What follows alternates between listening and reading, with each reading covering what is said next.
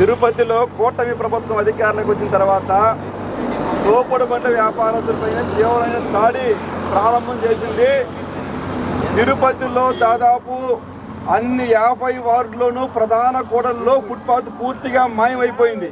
Shopping malls, schools, గుడులు, బడుల పేరుతో రకరకాల పేరుతో ఫుట్పాత్ మొత్తం ఆక్యుపై చేసేసి ఉంటే అటువంటి వాళ్ళపైన ఏమాత్రం ప్రతాపం చూపించకుండా చిరు వ్యాపారస్తులపైకి జేసీబీలు తీసుకొని పోయి, రౌడీలు తీసుకొని పోయి, పోలీసులు కూడా స్పెషల్ ఫోర్స్ని తీసుకొని పోయాల్సినటువంటి అంత అవసరం లేదు.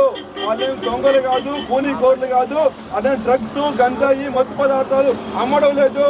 తిరుమల తిరుపతి దేవస్థానానికి వచ్చేటటువంటి భక్తులకు అతి తక్కువ ధరకు 20 రూపాయలకు, 30 రూపాయలకు జిఎస్టీ లేకుండా, ఇతర ట్యాక్సీలు లేకుండా తక్కువ ధరలకు నాణ్యమైనటువంటి భోజనాలు, టిఫిన్లు, పసుపు, కుంకుమ విక్రయిస్తున్నటువంటి చిరు వ్యాపారస్తుల పట్ల ఈ రకంగా దాడి చేయడం సరైన విధానం కాదు.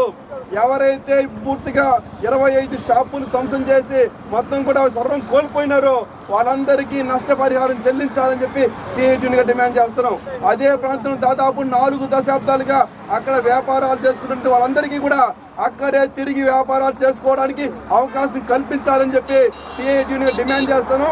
లేని పక్షంలో రాబోయే రోజుల్లో పెద్ద పోరాటం శ్రీకారం చుట్టం తెలియజేస్తాను. కూటమి ప్రభుత్వంలో ఉన్నటువంటి ఒక కీలకమైన నాయకుడికి ఈ రోజు లబ్ధి చేకూర్చడం కోసం ఈరోజు ఒక 3 లక్షల రూపాయలు అతనికి ఆదాయం ప్రతి నెలా చేకూర్చడం కోసం ఈ రోజు దీనికి యొక్క అఘాయిత్యానికి పాల్పడ్డారా? ఈట్ ఫుడ్ ప్లేట్తో 24,000 రూపాయలు వసూలు చేసి 24 గంటలు పర్మిషన్ ఇచ్చేశారు. వాళ్ళ లాభాల కోసం ఈరోజు ఇలాంటి అఘాయిత్యాలకు పాల్పడ్డారా?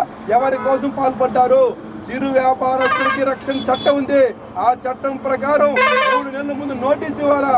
ఆ నోటీసులు కూడా ఇవ్వకుండా ఈరోజు చాలా దుర్మార్గంగా ఆ ప్రాంతం మొత్తం భయపడిపోయే విధంగా, భీతిని వాతావరణం సృష్టించే విధంగా పోలీసులు, మున్సిపల్ అధికారులు దౌర్జన్యంగా చేశారు. ఇది సరైన విధానం కాదు. వాళ్ళు వ్యాపారాలు చేసుకోవడానికి, అదే ప్రాంతం వ్యాపారం చేసుకోవడానికి అవకాశం కల్పించాలని చెప్పి సిఐటిగా డిమాండ్ చేస్తాము.